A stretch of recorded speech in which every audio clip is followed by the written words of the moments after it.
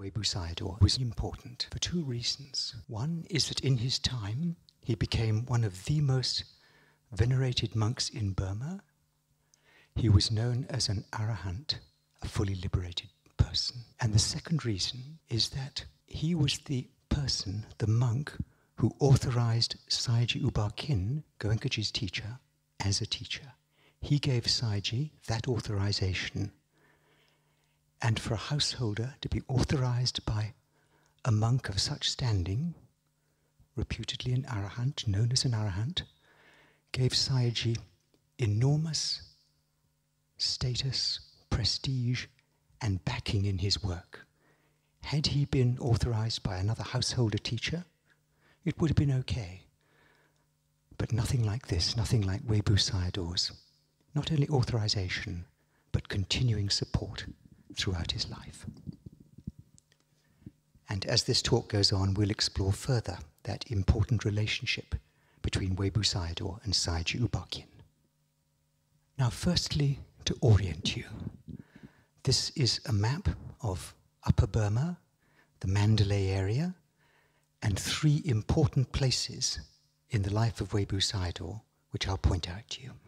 The first is Injin Bin, probably the most important place in his life. It's his own village of his birth. He was born there, he died there, his biggest monastery was there, and so many events in his life happened there. Really, it was his main center. The second place, nearby, is Shwebo, where he had another monastery. And the third place, very important for us in our tradition, is Chause. It's spelt Kyorkse, but pronounced Chause, and Chause is what I'll call it all the way through this talk. At the bottom of almost every slide, you'll see a quote. All these quotes are from Webu Sayadaw himself. They're taken from his discourses, and they're beautifully inspiring. He was born in 1896, so he's relatively modern, the son of quite a poor farmer, one of 4 children. And Injin Bin is just a very little village, quite remote. We'll hear more about Injin Bin later. An early example of his compassion, at the age of 7, he was sent by his father out into the fields to scare away the sparrows who were eating all his father's grain. And he refused. He said, no, they're hungry, that's why they're there, I'm not going to drive them away. So here's the son disobeying the father at the age of 7 out of compassion for sparrows. He takes his robes as a samanera at the age of 9, that's a novice, goes to the local monastery and gets his education, as was very traditional in those days in Burma, was taught to read, write, and so forth. At the age of 20, he ordains as a full monk, and then he goes off to Mandalay, to the capital, the old royal capital, and he went to Masumain University, a monastic university, to study Pariyatti. So he had a good education. Masumain was reputed to be probably the best monastery for the study of Pariyatti at that time. And he spent all of 2 years there. And then he got fed up with it. He wasn't interested in Pariyatti. He wanted to go out and practice what he'd been taught. So then, he more or less disappears from view for some years. He was in caves, he was in forests, meditating on his own. We really don't know where he was. One early little story, very early in this period, he had a lot of trouble with his stomach, with dysentery. And this was afflicting him, interrupting his meditation.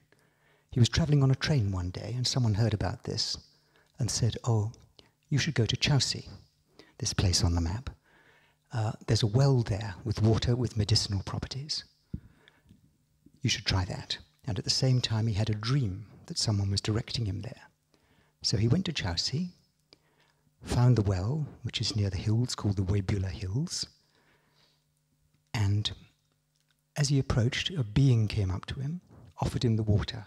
It's a bluish water. This well is unusual. Sometimes the water is blue, sometimes white.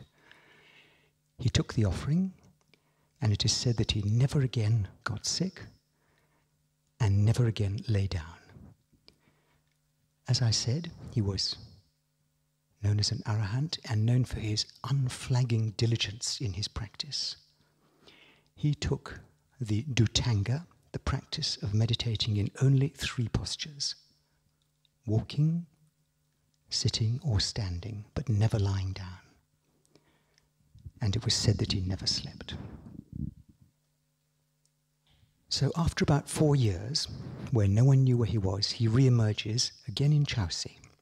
And a lay follower there, really impressed with this monk, with his noble bearing, said, "Oh, I want to build you a monastery." And Webu Sayadaw refused. He said, "No thanks, I'd rather live in my cave." And then he relented.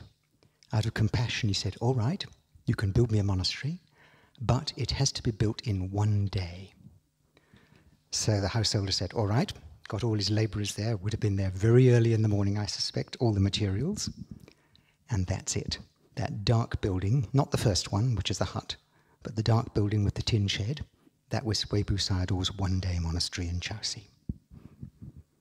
Another story from Chelsea, he was going on his alms rounds one day, and accidentally he put his foot in an animal trap. It closed on him. You can imagine the agony.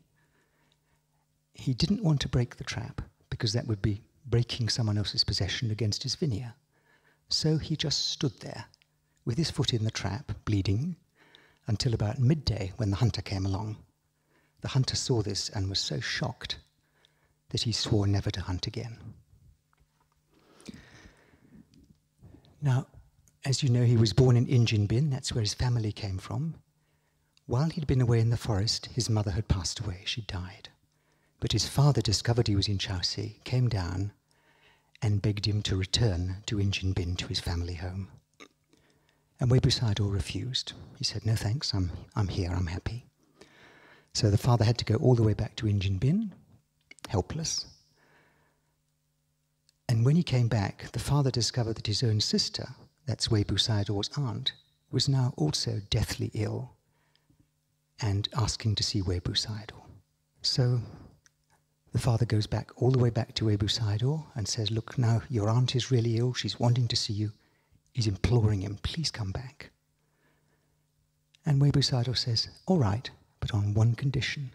And the condition is that you, my father, ordain as a monk." And that's what happened. And I love this photo. There's Webu Sayadaw on the left, there's his father on the right, both meditating together, no doubt observing their breath.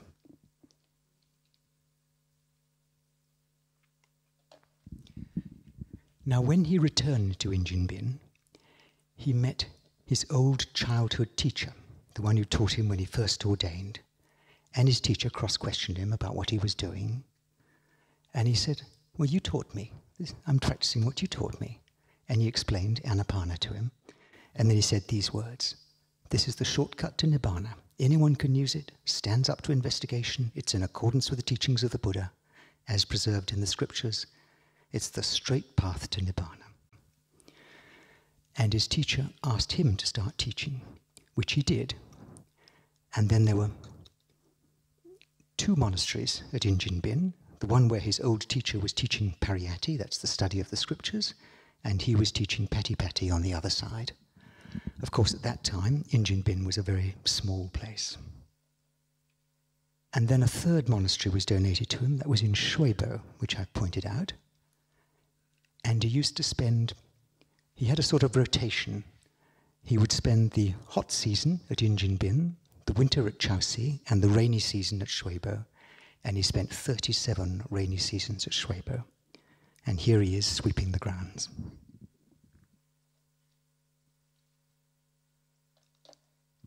Now, I've mentioned that he was an arahant, and of course we have Goenkaji's advice that Anapana is not sufficient to take out your impurities. So a lot of questions come, how come? How could he become an arahant just doing Anapana?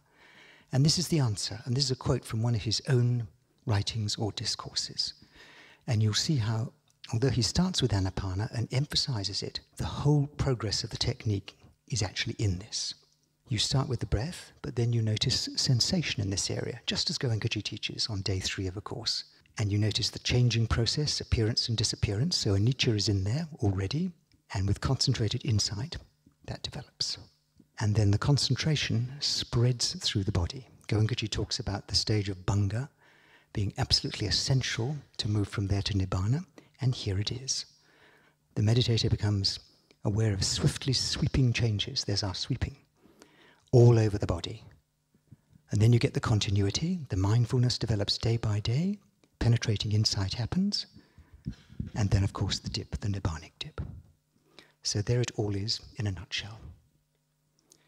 And the only difference really is the starting point and the emphasis that Webu Sayadaw personally and particularly gave on Anapana all the way through, which is a perfectly acceptable way of working, described in the Satipatthana Sutta.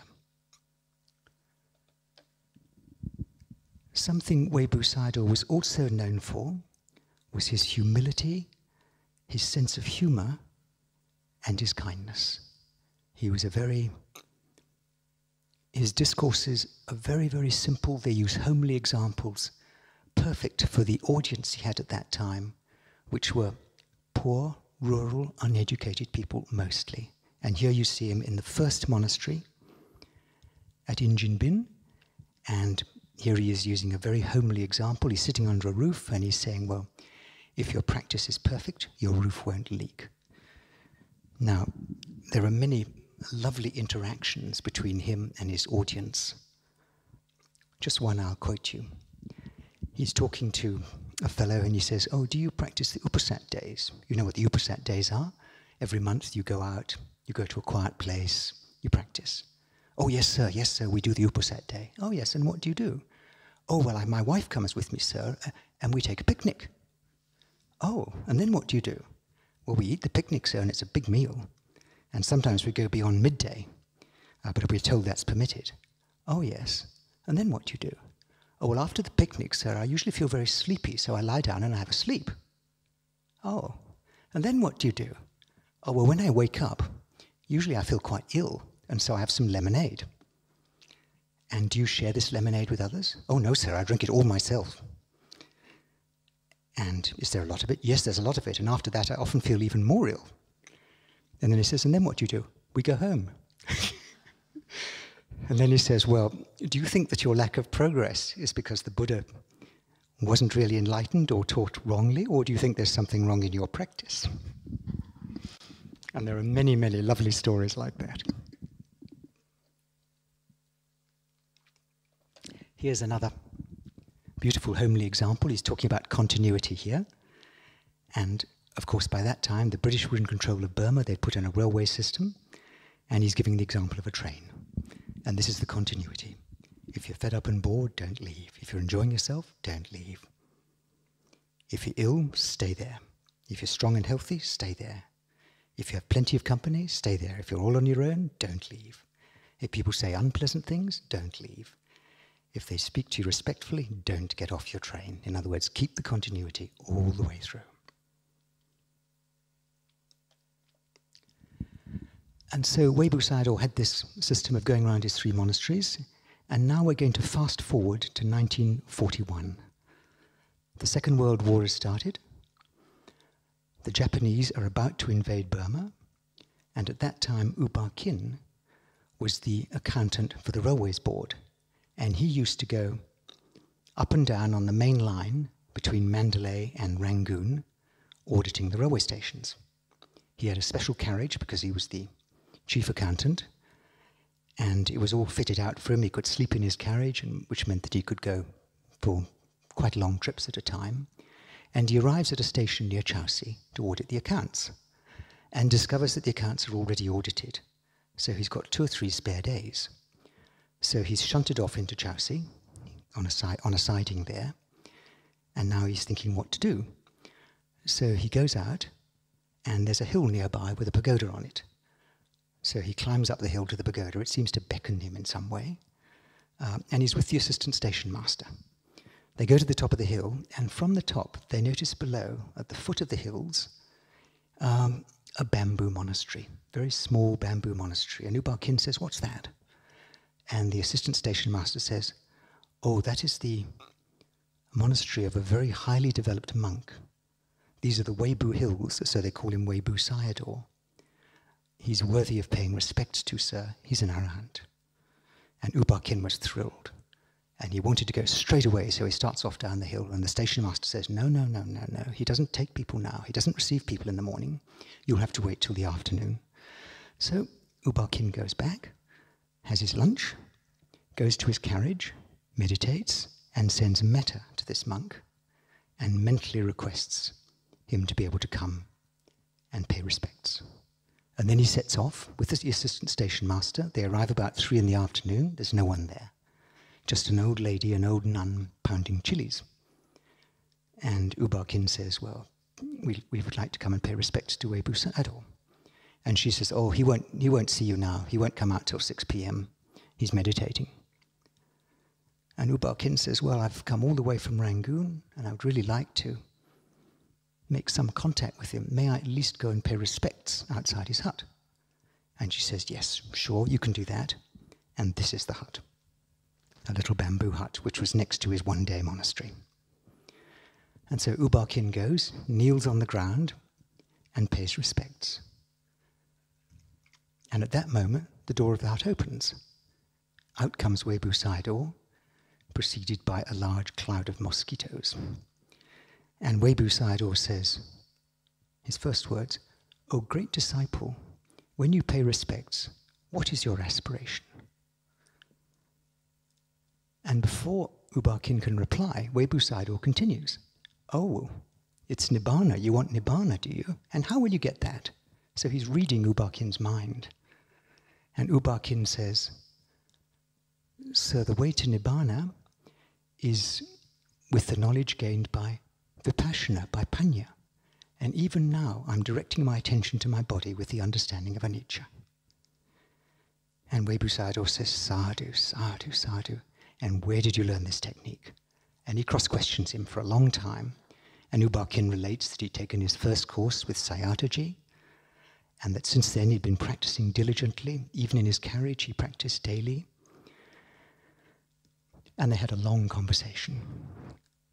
Normally, Webu Sayadaw didn't talk much, but people around him said they'd never seen him talk as much as he did to U Ba Khin. So, and at the end of it he says, "Well, you must have great paramis, because I thought that you had been in the jungle practicing for many years." U Ba Khin says, "Well, may I bring you your breakfast tomorrow?" So that was arranged. Again, breakfast the next day, long talks again. And at the end of it, Webu Sayadaw says these words which are quoted here. He authorizes him as a teacher. "Great disciple, you have to give the Dhamma, share the Dhamma with everyone. You cannot be sure that you will again meet the disciples that are with you now. Now you've met them, give them Dhamma, show them Dhamma to some small extent. Give them Dhamma, don't wait." And he didn't. When U Ba Khin got back to his train, his first pupil was the assistant station master, right there in his carriage.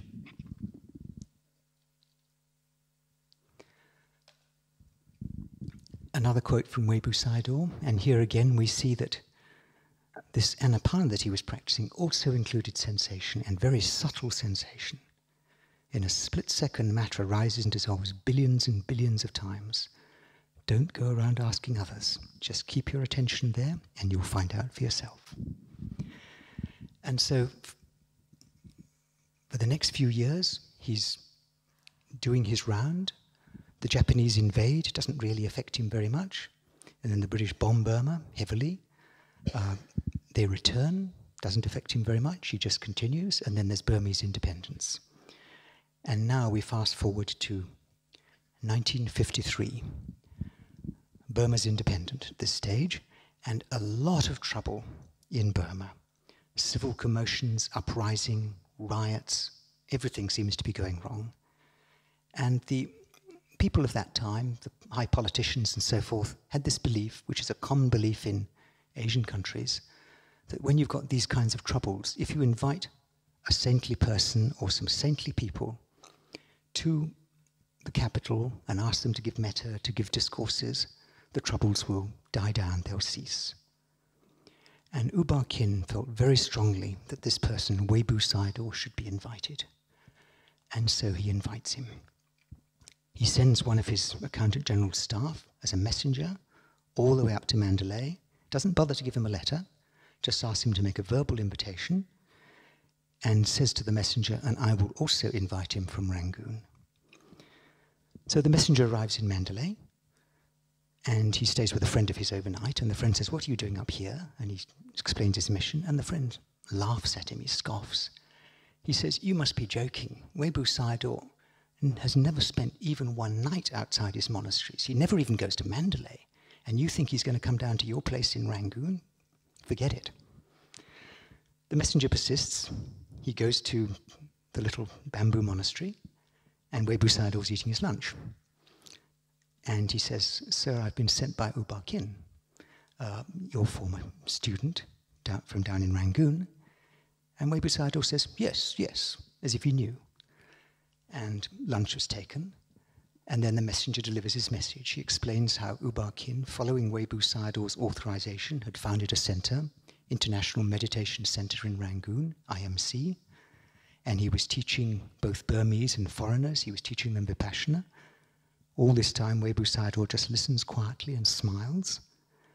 And then the messenger delivers his message. And he says, sir, your paramis are so great, and the people in this northern part of Burma are so few. Please come down. The people of the southern Burma need you. The people in Rangoon need you. Please come down, give your metta and your instructions there. And Sayagyi invites you to stay at his center for 7 days at IMC. And all the people around look shocked. There's a silence.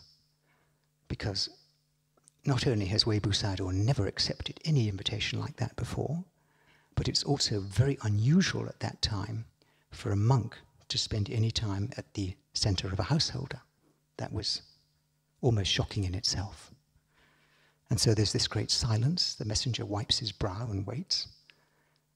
And then Webu Sayadaw calmly says, well, I think tomorrow would be too soon. If we come the day after tomorrow, would that be all right? Would that suit you? You can imagine the messenger's shock, and everybody was just astonished. The messenger rushes off, phones U Ba Khin, who buys the plane tickets. Webu Sayadaw comes down with 6 monks and 2 assistants. U Ba Khin pays all the tickets down. And then later it transpired that U Ba Khin had already mentally invited Webu Sayadaw, even before the messenger reached there. And Webu Sayadaw had already mentally accepted. And someone later on discovered this and said to Webu Sayadaw, is this possible? And he said, yes, when the minds are pure enough, that is possible. And we'll come across this person in a minute again. So he arrives at Yangon airport.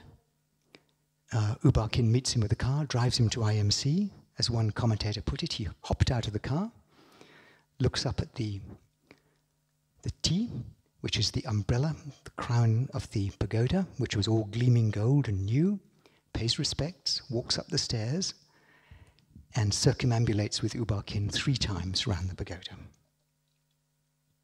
And here he is doing it. U Ba Khin in front, Webu Sayadaw behind. You might also notice the small man on Webu Sayadaw's left. We'll come across him later too. U Ba Khin then invites him into the central cell to sit down and gives a little talk about what he's been doing at IMC, how he's been teaching foreigners, how he's been teaching Vipassana and the Burmese. And Webu Sayadaw smiles, looks very pleased. U Ba Khin then invites him to give Dhamma. He gives the precepts to meditators who are seated all around in the cells, all around that central cell, and he gives a discourse. And then after that, all the leading lights of Burmese society start coming in big numbers over those next 7 days. And he's busy every day with big crowds coming to meet him, to take Dhamma from him, and sometimes just even to see him, because by now he's becoming famous. Now, one person who was particularly impressed was this man, So Shwetaik. Now, this man was the person who asked Webu Sayadaw if the invitation could be mental. Now, he was the first president of Burma. He was the one Goenkaji talks about in his Day 6 discourse, the one who ruined his own feast, the alcoholic. He's now no longer president of Burma. He's an ex-president now, but still in Rangoon, and he was actually one of the chief princes of the Shan states up north in Burma. And he's very impressed with Webu Sayadaw, and he's off to, guess what, a party. He's off to a diplomatic party that night, but he thinks he'll drop in on IMC on the way and listen to a discourse. So he and his wife rock up at IMC, they listen to the discourse, he's very impressed, and then he says to Webu Sayadaw, "Does U Ba Khin teach the same as you?" And Webu Sayadaw says, "Oh yes, he teaches the same as me, you should study under him." And So Shwe Taik turns round to U Ba Khin and says, "Oh, well, you must teach me sometime." And U Ba Khin says, "Why wait? I'll take you to a cell right now." Now, So Shwe Taik was very worried about being late for his diplomatic party, but he was caught. He couldn't refuse in front of Webu Sayadaw, so he was led off to a cell by U Ba Khin, protesting all the way and muttering about how he was going to be late for his party. So he's given Anapana, and he goes into such a peaceful state, he doesn't open his eyes for 2 hours. Finally, U Ba Khin knocks on the door and says, "It's 9 p.m., you're late for your party." And he decides to skip the party. Later, as we know, he took a course, and we know all about that course from Goenkaji's description, and he became a very devoted student, and probably the chief organizer of Webu Sayadaw's tours down south. Because after this initial visit, Webu Sayadaw pretty much every year came down south to Rangoon and touring around. And here's one photograph from that time. You can just see the size of the crowds. This is just going from one Burmese village to another on his arms round. And in front of him, you'll see a figure in white carrying his bowl. That is So Shwe Taik. And so he was the chief organizer for many, many years. Now, previously, I mentioned, or you to note, a person walking on Webu Sayadaw's left when he first came to IMC. His name was U Tain Nyunt, and here he is walking behind Webu Sayadaw here. He was also enormously impressed when Webu Sayadaw came down, and he was another accountant in the railway department, so he knew U Ba Khin. And he decided that he would become Webu Sayadaw's kapia, that's his personal assistant. Every time Webu Sayadaw came south, U Tain Nyunt would be there, would be looking after him. And there are many, many photos, videos of Webu Sayadaw, and in so many of them, you'll see this man, U Tain Nyunt. And then the next question that comes is, was he a meditator? Well, he wasn't at that stage. He had a problem. He had an alcohol problem, just like So Shwe Taik.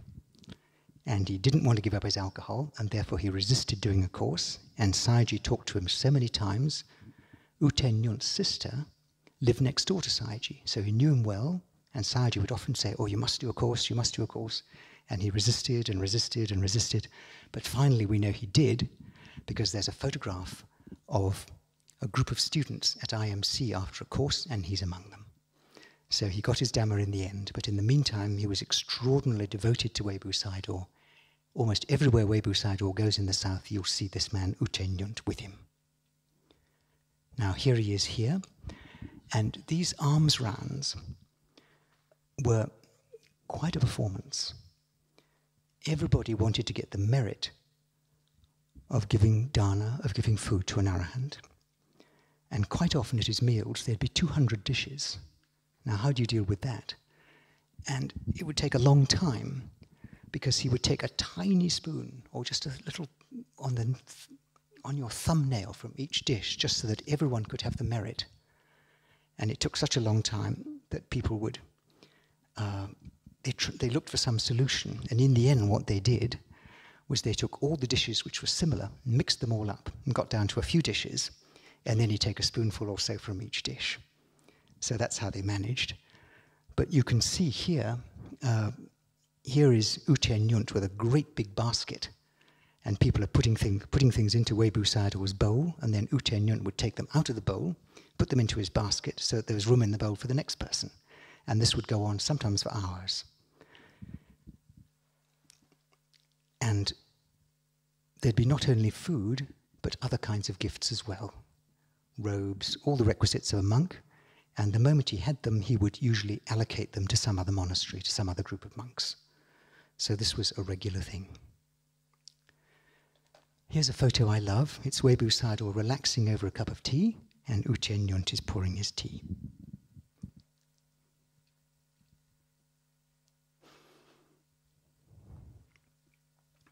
Another photo I like very much. Webu Sayadaw encouraged dana because of the merit it gave. And the body language here is just so beautiful with this man giving something, I can't even see what it is, and Webu Sayadaw accepting it. And he's encouraging it because of the merit it gives you when you donate. Now, this is Webu Sayadaw with a car. It's a Dodge Plymouth.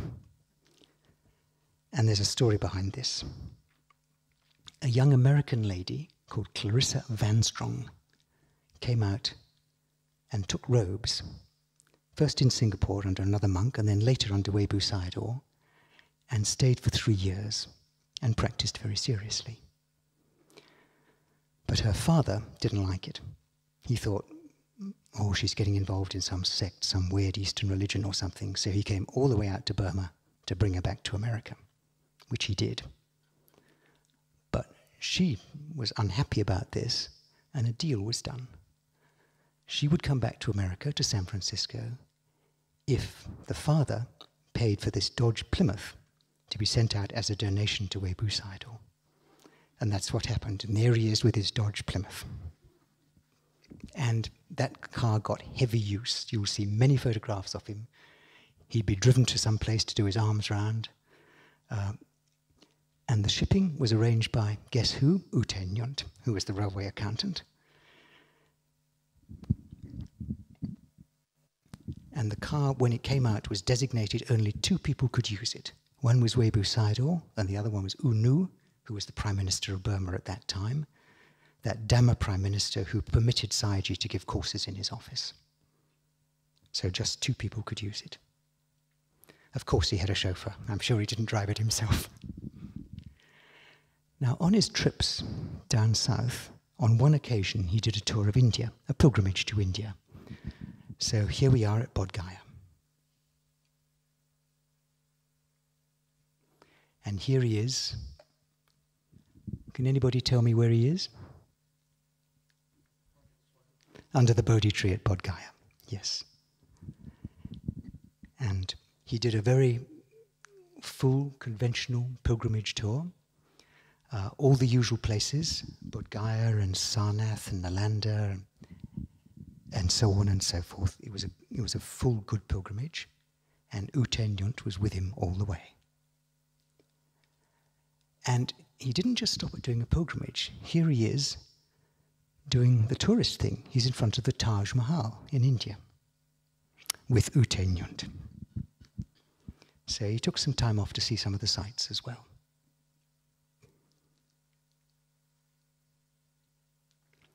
Here he is at Kushinagar, where the Buddha died, paying respects to the place where the Buddha died. Again, I think that's a beautiful photo.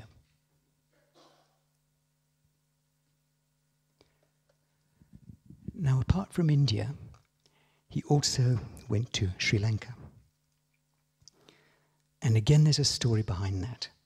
There was a monk called U Lokanatha, an Italian, who came out from Europe, took robes, and for some time studied under Webu Sayadaw at Injinbin, and became quite famous in his own right. There's even photos of him with Hollywood celebrities and things like that back in America. But he came back through Sri Lanka, and he knew the Prime Minister of Sri Lanka, and he was talking to the Prime Minister. And the Prime Minister was lamenting the fact that there were no fully enlightened beings in the world today. And U Lokanatha said, oh no, that's not true, and told him about Webu Sayadaw. And the Prime Minister of Sri Lanka was thrilled. And so he invited Webu Sayadaw out on a state visit. Big thing. Webu Sayadaw came, and here he is in the house of, I think it's the Prime Minister of that time, and that person next to him, on Webu Sayadaw's left, the slightly roly-poly looking figure, is U Lokanatha, the Italian monk. When he went there, the Prime Minister also presented him with some genuine Buddha relics, which he was very pleased with. He took them back to Injin Bin, and they're still there today. So if you ever take a pilgrimage to Injin Bin, be sure to try to meditate with the Buddha relics. Another photo from Sri Lanka. Here is a lady offering him something, probably robes, and U Te Nyunt in the background, looking quite seraphic. And here he is talking about sensation.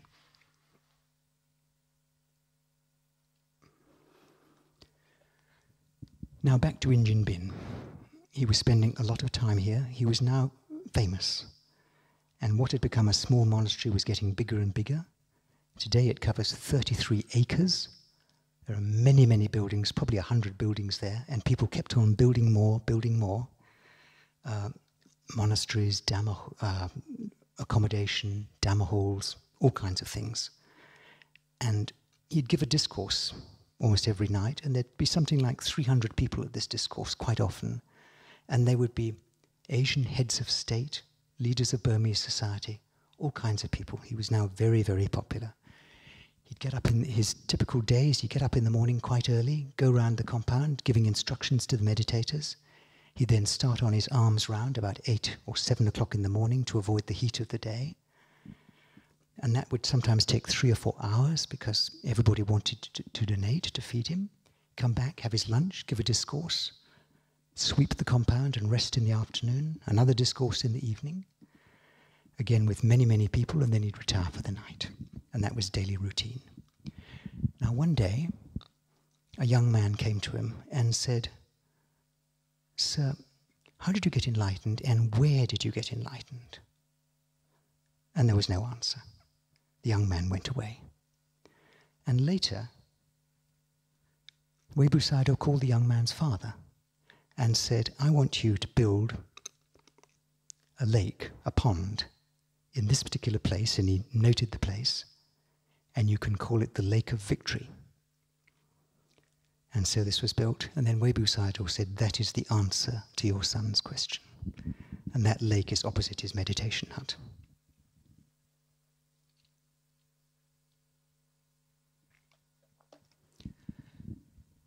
Now Webu Sayadaw, I've mentioned he gave many discourses.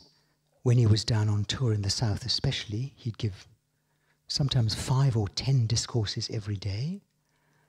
A Burmese scholar collected many of these discourses.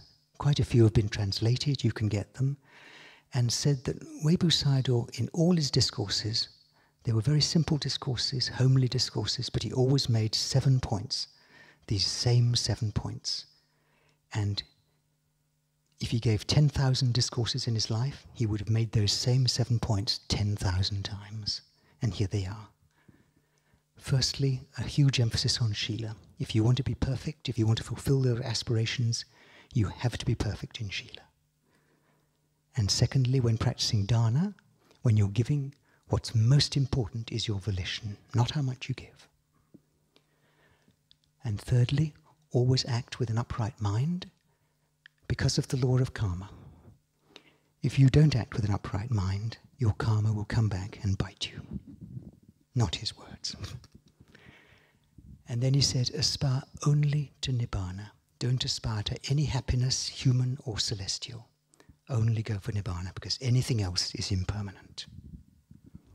And he points out that we're now in a Buddha sasana, and now we can practice wisdom, proper panya, which is only possible in a Buddha sasana, and so we can benefit so very much. And then from birth to death, we always have the in-breath and the out-breath, exactly as Goenkaji says in the Anapana instructions. And when doing anything at all, sitting, standing, lying, walking, whatever it is, always be aware of the breath. And that was continuous.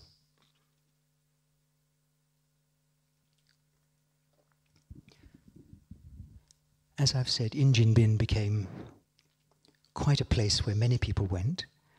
And at one time, Sayagyi, who all this time had been teaching, and Webu Sayadaw had been visiting him regularly at IMC, Sayagyi decided that he wanted to become a monk and do a retreat for 7 days. And he didn't want any fuss, because he knew that a lot of people would want to give him robes or this or that. So he just went off secretly, just got in his car, drove up to Mandalay, and went and visited his old friend Uko Lay. Uko Lay was the Vice-Chancellor of Mandalay University. And he arrives at the door, and Uko Lay says, "What are you doing here?" And he says, "Oh, I've come to take robes. Would you like to as well?" And Uko Lay rushes around and gets himself organized, and they go off to Webu Sayadaw and present themselves to him. And he says, "Oh, so you want to do good deeds, do you?" And they said, "Yes, sir." And he says, "Well, if you want to become a monk, there are 227 precepts. Do you know them?" "Oh, no, sir, we don't know what they are." He says, "Well, all of them are to restrain your acts of body, speech, and mind. And I'll give you a technique whereby you can do that." And he teaches them Anapana. And then he says, "And when you're doing Anapana, when you're following the in-breath and the out-breath, are you doing any physical misdeeds?" "No, sir." "Are you doing any vocal misdeeds?" "No, sir." "And when you control your mind, are you doing any mental misdeeds?" "No, sir." He says, "All right, well, this is what you have to practice, and then you don't have to worry about knowing those 227 precepts." And then he looks at them and he says, "Well, you're both over 50, and you've probably slept every single night of your life." "Oh, yes, sir." And he says, "Well, have you come here to make merits or not?" "Oh, yes, we've come to make merits, sir." And he says, "Well, you will do this the whole night." And so that was their retreat. And this is a photo of Webu Sayadaw in front, Sayagyi behind him, and Uko Lay behind him at Injinbin.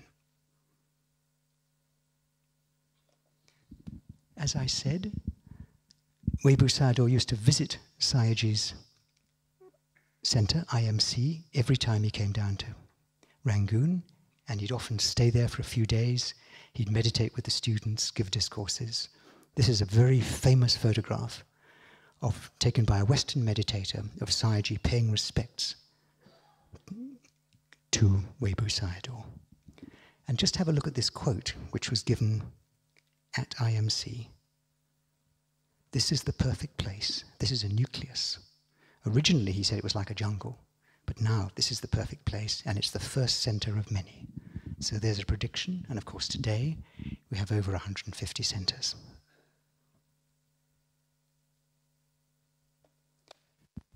Eventually Sayagyi passed away before Webu Sayadaw did, and Webu Sayadaw went down and he met a group of Sayagyi's old students, and this is what he said: "He never died.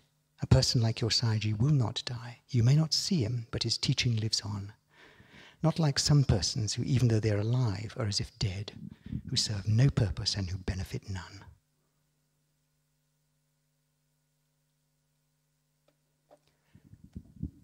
Now by this time, we're now in, quite late on, we're now about 1970 or so, later than that, 1976. Goenkaji's out teaching in the West, in India, and he's getting Western students, and he's sending them over to IMC, and groups of Western students are coming and sitting at IMC doing retreats. Sayagyi's not there anymore, but they're still doing retreats. And one group of students had the good fortune to meet Webu Sayadaw. They were doing their retreat, and suddenly they were told, "Oh, there's a very important monk in town, you must come and see him."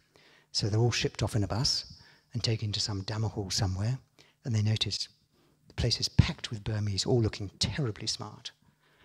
And there's Webu Sayadaw at the end with this huge meal in front of him, usual story. And he takes his meal and they sit there, and then they take him into a private room, and one of the happy group who met him was Bill Gracilius, who's an American teacher today. And This is Bill's description.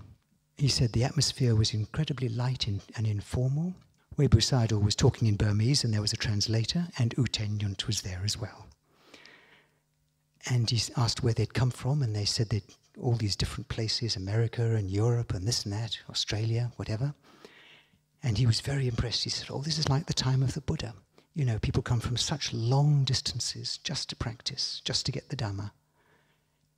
And there might be another person who lives across the street from a center and never practices. Obviously, you've got good paramis, very strong paramis. And he was very impressed. Bill's memory of it was this stillness in him. His hands never moved. There was no trace of any agitation whatsoever. And he talked about nothing but Dhamma. The whole group came away extraordinarily impressed.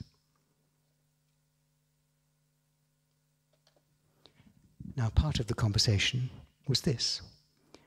Webu Sayadaw said, and how is your sati? How's your awareness? And the student said, oh, it's like a candle, a flame in a windy room. It's restless all the time. It never shifts. And so he says, if you stay in an enclosed place where the breeze can't get in, will the flame flicker? You must stay in a place where that's not possible. And where can we find such a place? Virya, effort. That's all he said.